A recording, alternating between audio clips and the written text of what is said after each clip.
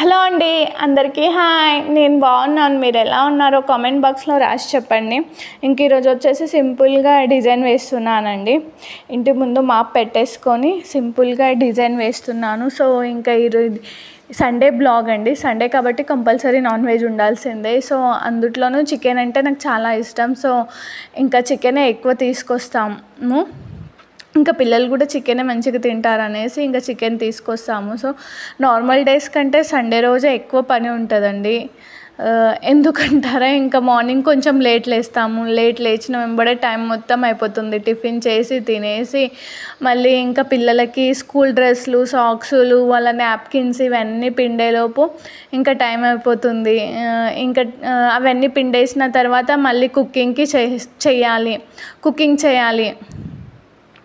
So ఈరోజు అయితే chicken సింపుల్గా బగారా రైస్ చేస్తున్నానండి. మార్నింగ్ అయితే టిఫిన్కి ఉప్మా చేసుకొని తినేసాము. సో లేచాము కాబట్టి ఈరోజు లంచ్ కూడా లేట్ అవుతుంది. ఇంకా చెప్పాను కదా, ఇంకా ముగ్గు వేసుకొని టిఫిన్ చేసుకొని మళ్ళీ బ్రేక్ఫాస్ట్ చేసేసాము. బ్రేక్ఫాస్ట్ తర్వాత ఇంకా పిల్లల స్కూల్ డ్రెస్లు, సాక్సులు, నాప్కిన్స్ ఉంటాయి కదా, అవన్నీ పిండేయడానికి ఒక హాఫ్ అన్ అవర్ అలా టైం పడుతుంది. అది అయిపోయిన వెంబడే మళ్ళీ ఇంకా చికెన్ బగారా రైస్ చేసేసేయాలి. సో నార్మల్ డేస్ కంటే సండే రోజు అయితే నాకైతే టైం సరిపోదు అని అనిపిస్తుంది. సో పని కూడా ఎక్కువ సండే రోజే ఉంటుంది. నార్మల్ డేస్లో పిల్లల్ని రెడీ చేసి పంపించి మిగతా చిన్న పనులు చేసిన ఒక 1 అవర్ అలా టైం మిగులుతుంది. కానీ సండే మాత్రం అలా 1 అవర్ టైం కూడా మిగలదు. చాలా బిజీ అయిపోతాము సండే రోజు. ఇంకేమన్నా చిన్న పనులు ఉన్నా కూడా క్లీనింగ్ మొత్తం కూడా సండేనే పెట్టుకుంటాను. కిచెన్లో క్లీనింగ్స్ ఇంకా అవి.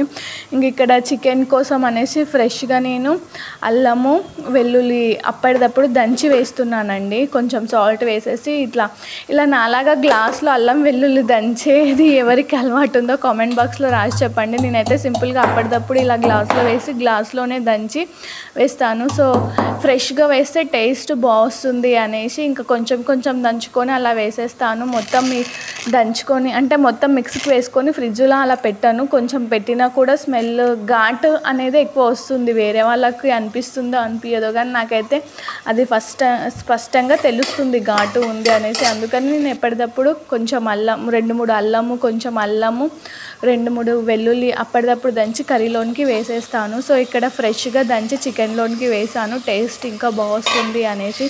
సో కుక్కర్లో చికెన్ చేస్తున్నాను. గ్రేవీ కావాలనేసి ఇందులోనికి నేను ఒక పెరుగు కూడా యాడ్ చేశానండి.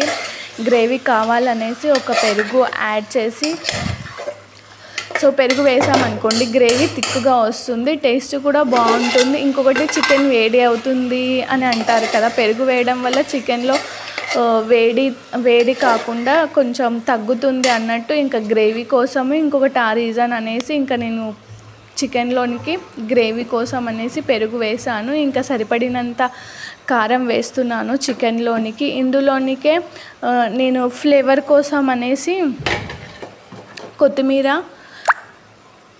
పుదీనా కూడా వేసానండి. లైట్గా వేసాను ఇవి 2. సో పెరుగు వేసేసి ఇంకా చికెన్ మసాలా కూడా యాడ్ చేస్తున్నాను. లైట్గా ధనియా పౌడర్ కూడా వేసాను, అది క్లిప్ మిస్ అయిపోయింది. సో చెప్పాను కదండి, కొత్తిమీర, పుదీనా కూడా ఫ్లేవర్ కోసం అనేసి కుక్కర్లోనే వేసి పెట్టేస్తున్నాను. అందరూ కొంచెం లాస్ట్గా చికెన్ అయిన తర్వాత వేస్తారు, కానీ నేను వేసేసి వాటర్ పోసి ఒక 5 విజిల్స్ అలా పెట్టేశాను అనుకోండి, ఆ కొత్తిమీర, పుదీనా ఫ్లేవర్ అనేది చికెన్కి వస్తుంది. సో లైట్గా ఒక హాఫ్ లెమన్ కూడా పిండేసి ఇంకొక హాఫ్ గ్లాస్ వాటర్ అలా వేసాను. చికెన్ ఉడకాలి కాబట్టి. సో హాఫ్ గ్లాస్ వాటర్ పోసేసి ఇంకా చికెన్లోనికి పెట్టేస్తున్నాను. ఒక 5 విజిల్ వచ్చేసిందంటే సింపుల్గా చికెన్ ఉడికిపోతుందండి.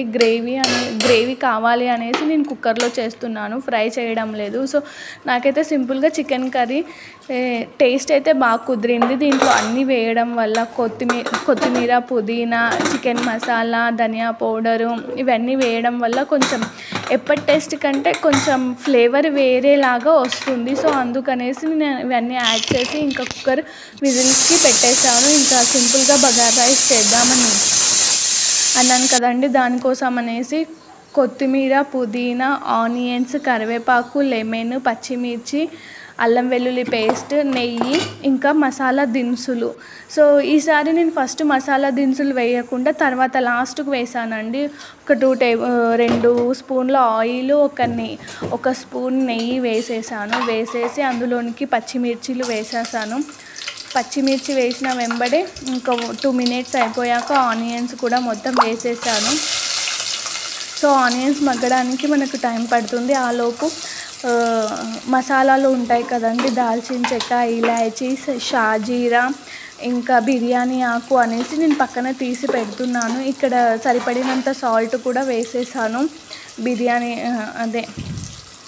బగారా రైస్ కోసం అనేసి. ఇంకా అన్నీ వేసేసి ఒక 10 మినిట్స్ అలా కొంచెం లైట్గా ఫ్రై అయ్యాక నేను లాస్ట్కు మసాలాలు యాడ్ చేశానని చెప్తున్నాను కదండి. ఫస్ట్ మసాలాలు యాడ్ చేస్తే కొంచెం మాడిపోయినట్టు అలా అనిపిస్తుంది. అందుకనేసి ఆనియన్స్ కూడా ఫ్రై కావడానికి టైం పడుతుంది, పచ్చిమిర్చి కూడా వేగడానికి టైం పడుతుంది కాబట్టి నేను తర్వాత వేసేసాను మసాలా దినుసులు. స్టార్టింగ్ మసాలా దినుసులు వేయలేదు. సో ఇక్కడ కొంచెం ఒక 10 మినిట్స్ అలా కొంచెం ఆనియన్స్, పచ్చిమిర్చి మగ్గాయి. తర్వాత నేను షాజీరా, ఇలాచీలు, దాల్చిన చెక్క ఇవన్నీ వేసి యాడ్ చేశాను. తర్వాత బిర్యానీ ఆకులు కూడా వేసేసాను. ఇంకా ఆల్మోస్ట్ ఇవన్నీ మగ్గడానికి ఒక 10 మినిట్స్ అలా టైం పడుతుంది. సో నేను స్టార్టింగ్లో చూపించాను కదండి కొత్తిమీర, పుదీనా, అల్లం వెల్లుల్లి పేస్ట్. సో నేను ఇక్కడ ఏం చేస్తున్నానంటే కొత్తిమీర, పుదీనా, అల్లం వెల్లుల్లి పేస్ట్ వేసి దంచాను, మొత్తం పేస్ట్ లాగా దంచాను. ఇక్కడ లైట్గా 2-3 అలా వేసాను. దంచానని చెప్పాను కదండి, ఇంకా అదే పేస్ట్ వేస్తున్నాను. సో ఇందులోనికి అది వేసినాక ఒక 2 మినిట్స్ అలా కొంచెం లైట్గా ఫ్రై కానిస్తే స్మెల్ వస్తుందండి. కొత్తిమీర, పుదీనా, అల్లం వెల్లుల్లి పేస్ట్ దంచిన స్మెల్ మనం దీంట్లో వేయంగా 2 మినిట్స్కి స్మెల్ అయితే బాగుంది. సో రైస్ టేస్ట్ కూడా బాగుంటుంది. ఒకసారి ఇలా ట్రై చేయండి ఫ్రెండ్స్.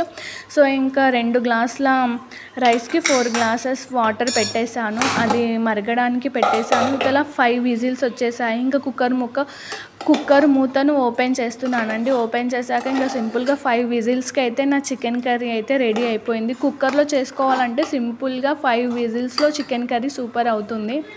సో ఇంకా మరుగు వచ్చేసిందండి. ఇంకా అందులోనికి 2 గ్లాస్ ఆఫ్ రైస్ చెప్పాను కదండి, ఇంకా రైస్ నానబెట్టి కడిగి పక్కన పెట్టేశాను.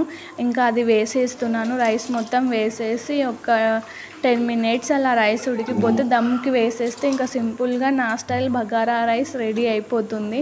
సో నేను ఇందులో వేసిన బగారా రైస్లో ఏమంటే కొత్తిమీర, పుదీనా, అల్లం వెల్లుల్లి పేస్ట్ దంచి పేస్ట్ లాగా చేసి వేస్తాను. దానికోసం అనేసి నాది రైస్ కొంచెం టేస్ట్ డిఫరెంట్గా ఉంటుంది, మీరు ట్రై చేయండి.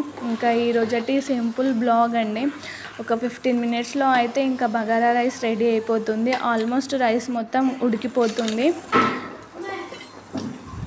సో రైస్ ఉడికాక దమ్ముకు ఒక 10 మినిట్స్ అలా దమ్ చేయడానికి టైం పడుతుంది. ఇంకా సింపుల్గా బగారా రైస్ అయితే రెడీ అయిపోతుంది. Chicken with bagara rice combination బాగుంటుంది. అది కూడా వేడిగా లెమన్ పిండుకొని తింటే సూపర్ టేస్ట్ ఉంటుంది. సింపుల్గా ట్రై చేయండి ఫ్రెండ్స్.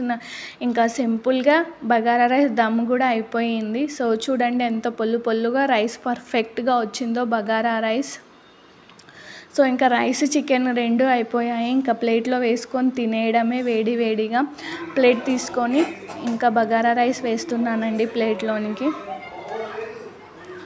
ఇంకా ఈరోజటి simple Sunday blog bagara rice, chicken curry ఎలా ఉందో కామెంట్ చేయండి ఫ్రెండ్స్.